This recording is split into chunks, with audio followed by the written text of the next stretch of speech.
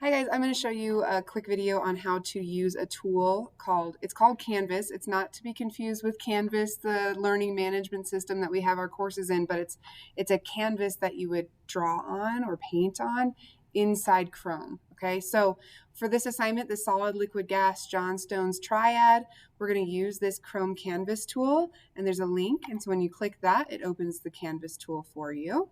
Give it a second here. Now I've used it before, so I'm going to have some pictures already, but what you would do is new drawing, and you get kind of like Paint, if you're familiar with Paint in Microsoft Office, but this is a tool that you can use to draw. So if you're using, you can do a marker, you can do a pen, you can do a pencil, you can shade with like kind of, I don't know, crayon or pastel type of thing. Okay, you can change the thickness of your tool right here. You can erase with the eraser. You can change the color by clicking this circle and changing the color. And so we're going to use this to draw on a computer, and then you can save that image. You can insert it into a document. You can just upload the file as an assignment submission. But for this assignment, we're going to be drawing a Johnstone's triad, and so I want to explain that as well. So a Johnstone's triad is where we're drawing things at 3 different levels. We're drawing them at what we call the macroscopic level. Okay, macroscopic means what we can see with our eyes. We don't need any kind of microscope or any other tools to see that. We're going to draw things at a symbolic level, so a symbol that can represent the substance or the mixture or whatever you're talking about. And then we're going to draw things at a particulate level, which is submicroscopic, meaning even a microscope cannot see that level. It's the particles that make up that substance. Okay, so what I'm going to use for my example here, because you guys are going to have to do this for homework for 2 other substances, I'm going to start with a solid. And my solid is going to be zinc. So I'm just going to draw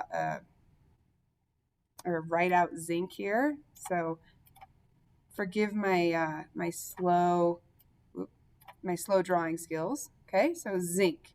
Zinc is the substance that most of your, the majority of your actually pennies, even though it's the interior of a penny, so you can't see it, but the exterior of your quarters, nickels, and dimes is mostly zinc. Okay, so when we look at zinc as a solid, it's a silvery metal. You could draw a quarter or a nickel or a dime here, and that could be your drawing of zinc at a macroscopic level. Or if I just had, you know, kind of just a melted or like molded chunk of zinc, would kind of look like, you know, you could have a chunk of zinc and I could shade it in just to show you that tool. It's kind of a silvery metal. Okay, so I mean, it's not a perfect tool, but this is a great drawing. So that's my macroscopic level. Okay, now when we're talking about a symbolic level, symbolic again is a symbol that represents what we're talking about. So zinc has a chemical symbol, and whether or not you've ever used a periodic table, you can use it to find zinc. It is an element, so it is on the periodic table. And its symbol is a capital Z and a lowercase n. So there, right there, that's my symbolic representation of zinc. Okay, and then finally we have our particulate level. Now, if we are familiar with solids, liquids, and gases, we know that at the particle level, they're a little bit different. Solid is very organized particles in a repeating pattern if it's got a crystalline structure, and most metals do have that crystalline structure. So we're going to draw some particles. Now, in the past, you may have drawn particles in a science class before, and you might have just done these little tiny dots. We need a significant size dot. So I would say I wouldn't go any smaller than this marker tool. So this circle that you can kind of see floating around, that's going to be the size of my dots with the marker tool. Okay, so I'm going to draw, that would be 1 particle of zinc. And because it's a solid, all of the particles are just going to be arranged in some kind of nice, neat, orderly pattern. Okay.